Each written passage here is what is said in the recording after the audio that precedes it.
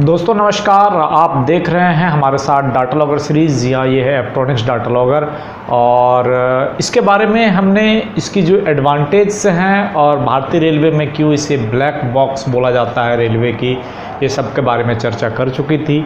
तो चलिए आज डाटा लॉगर सीरीज़ में हम आगे बढ़ते हैं और आज जानते हैं डाटा लॉगर के ब्लॉक डायग्राम के बारे में, डाटा लॉगर के और जो अधिक टेक्निकल फंक्शंस हैं उसके। तो आइए दोस्तों, स्वागत है आपका आपके YouTube चैनल यूएवी क्लास में और मैं हूं आपका दोस्त इंजीनियर CM झा। आज हम लोग चर्चा करेंगे डाटा लॉगर के बारे में और आगे। तो सबसे पहले आपको मैं बता दूं कि ये जो हमारा डाटा लॉगर का ब्लॉक डायग्राम है, जी सब किसी भी फंक्शन के लिए उसकी ब्लॉक डायग्राम की बहुत महत्वपूर्ण होती है। किसी भी गियर को जानना है तो सबसे पहले चीज़ ये गियर क्या और उसको कनेक्ट कैसे करते हैं, ब्लॉक डायग्राम में ये सारे चीज़ आते हैं।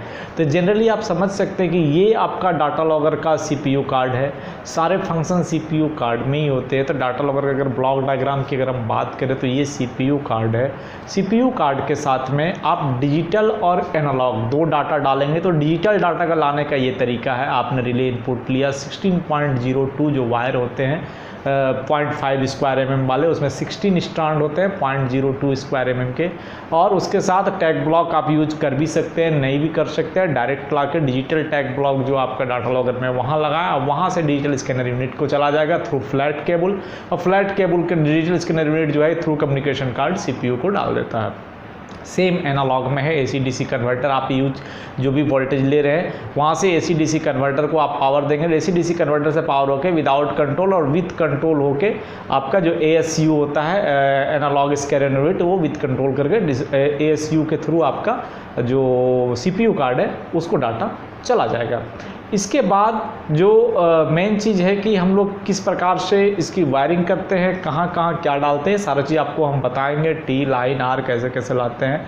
और तीसरी चीज़ जिसकी है कि यहाँ से CPU के थ्रू आप फॉल्ट एक्सेसिंग यूनिट, यानी यहाँ पे एक कंप्यूटर में आप इसकी फॉल्ट एक्सेस कर सकते हैं। और अगर इस डाटा लॉगर की नेटवर्किंग करनी है तो सारे डाटा लॉगर में दो पोर्ट होते हैं, एक आंसरिंग पोर्ट, दूसरा ऑरिजिनेटिंग पोर्ट। आप आंसरिंग ऑरिजिनेटिंग पोर्ट एक डाटा लॉगर, दो डाटा लॉगर कम्युनिकेट करते हुए, तीन डाटा करते हुए आप ले आएंगे कंट्रोल में। कंट्रोल में एक FEP लगा रहेगा, this is the front end processor, modem के थ्रू कम्युनिकेशन होगा।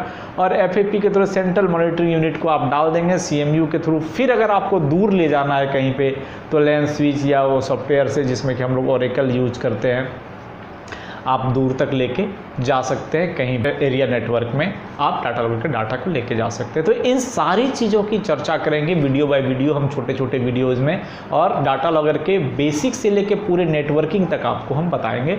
आप जुड़े रहिए, पूरे वीडियोज़ को देखते रहिए। तो चलिए हम लोग आगे चलते हैं और देखते हैं और आगे क्या है।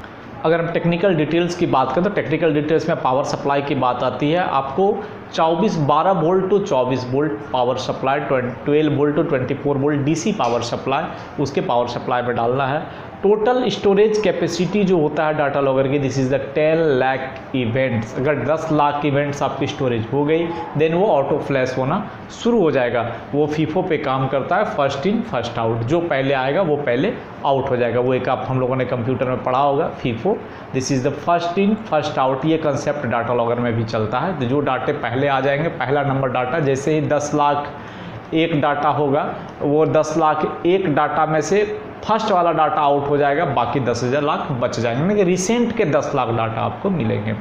इनबिल्ट टेम्परेचर सेंसर, आपके डाटा लॉगर इन्वायरमेंट का, उस जगह का टेम्परेचर को भी इनबिल्ट उसमें सेंसर लगे हुए हैं। आप देखेंगे डाटा लॉगर के ऊपर में एक छोटी सी छेद होती है और वहाँ पे एक रेड LED जलती रहती है। एक डाटा लॉगर है, डाटा लॉगर को एक छोटी सी छेद मिलेगी, वहाँ पर रेड LED जलती रहेगी। वो सेंसर का सेंसर है और वो टेम्परेचर सेंस करता है। This is the inbuilt temperature sensor.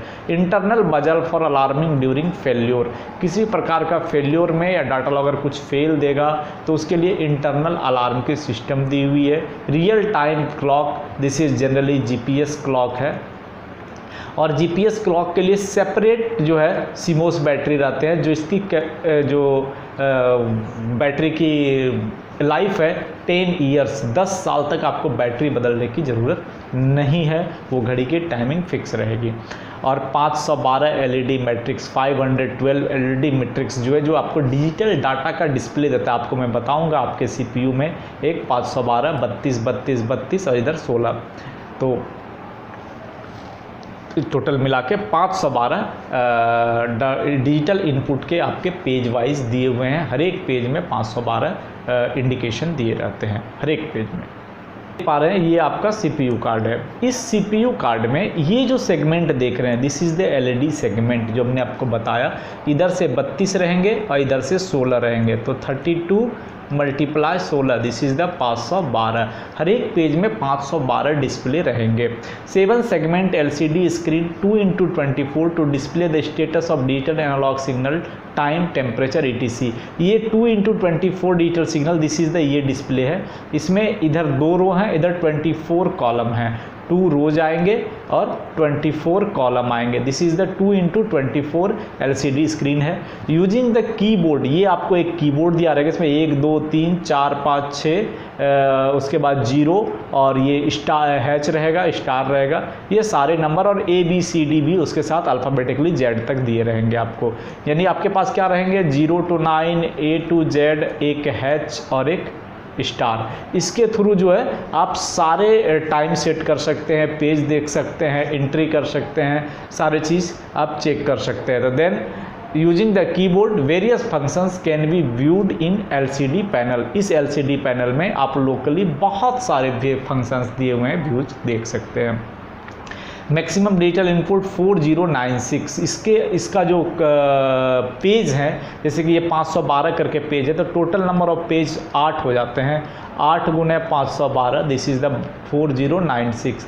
यानी टोटल जो maximum capacity, maximum digital input capacity 4096 और maximum analogue input capacity is the 96। ये आपके जो डाटा लॉगर्स है उसकी मैक्सिमम कैपेसिटी है। और जो डिजिटल इनपुट स्कैनिंग टाइम है, यानी जो कोई भी डिजिटल इनपुट का स्टेटस जो चेंज होगा उसका जो स्कैनिंग टाइम है, this is the 16 millisecond. 16 millisecond तक अगर कोई एक स्टेटस रहता है तो उसको ये चेक कर सकता है। ऐसे आपके जानकारी के लिए बता दो कि डाटा लॉगर का जो इंटरनल सर्किट है, this is work for 8 millisecond. हर एक 8 मिली सेकेंड में वो सेंस करता है इंटरनली, बट एक्सटर्नल डाटा कुछ टाइमिंग और लग सकती है यहाँ से वहाँ तक आने में, तो उसके लिए उसको डबल 200% का वेरिएशन लिया जाता है और आपका 8 और 8 मिला के 16 मिली सेकेंड की टाइमिंग रखी जाती है। इस 16 मिली सेकेंड का अगर कोई डाटा 16 मिली सेकेंड तक स्टेबल है तो उसको हम चेक कर सकते हैं, उसको हम देख सकते हैं। Analog input scanning time is the 1 second. और एनालॉग का जो इनपुट का स्कैनिंग टाइम है वो 1 सेकेंड है। आपके 1 सेकेंड से कम में अगर कोई डाटा फ्लक्चुएट करेंगे तो उसको मे बी एनालॉग को वो डिटेक्ट नहीं कर पाएगा। Analog inputs are detected using analog voltage to frequency conversion technique. जितना भी एनालॉग वोल्टेज है उसको पहले फ्रीक्वेंसी में कन्वर्ट करता है। दिस इज़ द कन्वर्टर लगे हुए हैं इक्विपमेंट में, वो कन्वर्ट करके उस फ्रीक्वेंसी को जो ASC है, एनालॉग स्कैनर कार्ड है, वो उसको स्कैन करता है और सारी जानकारी आपको देता है। अगर हम पावर की बात करें तो डाटा लॉगर को पावर सप्लाई देने के 2 तरीके हैं। आप IPS के थ्रू भी दे सकते हैं। अगर आपके पास IPS है तो IPS के थ्रू दे सकते हैं। सेपरेट DC-DC कन्वर्टर आपको यूज करना है फॉर डाटा लॉगर के लिए, किसी और DC-DC कन्वर्टर को नहीं लेना है। Ensure 24 volt DC supply, wires connected between DC to DC converter and the data logger are not run parallel to other power supply wires. यानी जो वायर आप यूज करेंगे उसके लिए सेपरेट वायर आप DC-DC कन्वर्टर से लेकर डाटा लॉगर तक लेके जाएंगे। There shall not be joints in the power cable. ये सब नॉर्मल चीज़ें हैं कि आपका कोई भी करंट लॉस नहीं होना चाहिए। और जो आप यूज करेंगे 24 वोल्ट DC पावर सप्लाई, उसमें आपके जो DC-DC कन्वर्टर हैं IPS के, उसका रेटिंग डिपेंड करेगा कि आपका इनपुट्स कितने हैं।